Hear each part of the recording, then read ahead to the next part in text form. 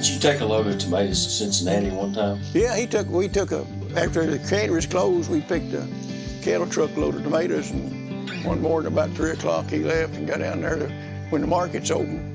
Messed around all day and nobody would give him a bid on them, so he wound up trading them for 3 bushel of peaches. So we didn't have any peaches, so Mother had peaches to can, and a truckload of tomatoes was worth 2 bushel of peaches in those days.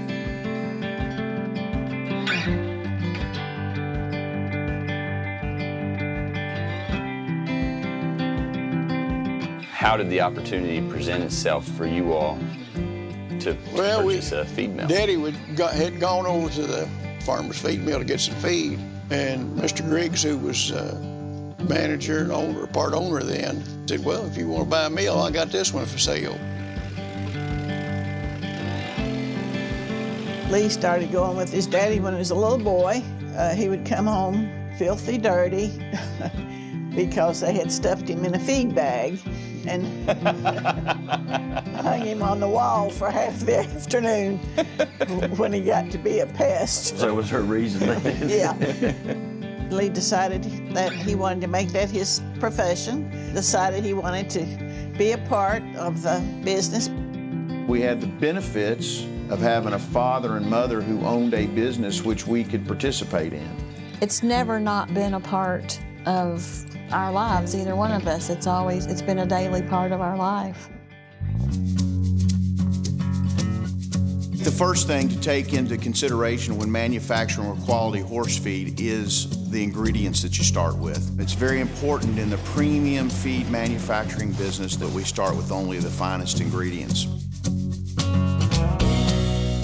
Quite honestly, in making quality horse feed, there are only a handful of ingredients that are required. Your basic grain ingredients, some liquid ingredients like fats and oils and molasses, and then of course, vitamin and mineral premixes, which are the micronutrients that form the ration. Each one of those ingredients are sourced from suppliers that we have long-term relationships with, so that each supplier knows what our expectations are and what we'll deliver to the customer in the form of a final product.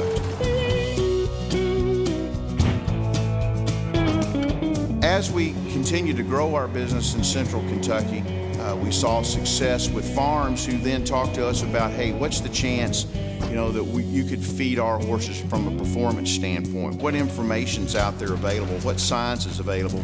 The timing was perfect because science and technology was coming online that allowed us to manufacture products by using feed ingredients that had never been used before in horse feeds that had huge impacts on the performance equine athlete.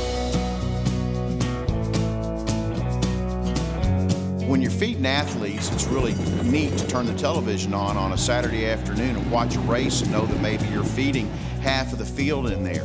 We're very blessed in that our products are right there to be used by the most successful race trainers throughout the United States and world. And so those great horses that you're going to see on the big weekend meets racing are going to be horses that we've had a hand on. And that's really exciting.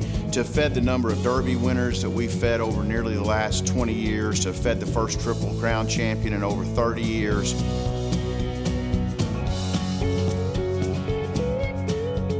Ultimately, the international sales sprung out of, I believe, a combination of recognition of the breeding farms that we fed and subsequently the success of horses that were racing on our products.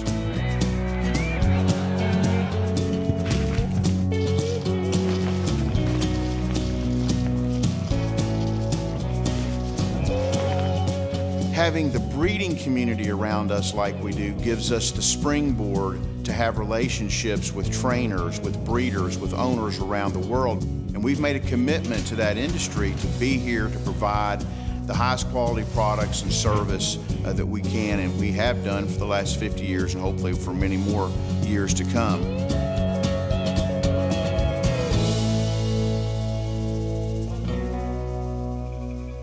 The beauty of the family thing for me is to see what the future brings.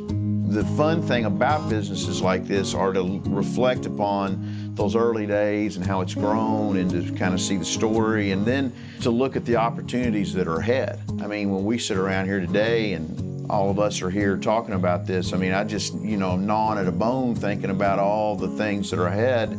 It's immense. And then based upon how that plays out, well, then there's another generation. I think one of the lessons that Mom and Dad taught was the gift of teaching us stewardship, to take care of something that has been given to you. And I believe that we stand on the shoulders of the generations that have come before us and who've tilled this land and fed their families from it, provided for one another and the community around, walked these same fence rows, probably sprayed the same weeds. No, they chopped them. Chopped them. really spray 'em.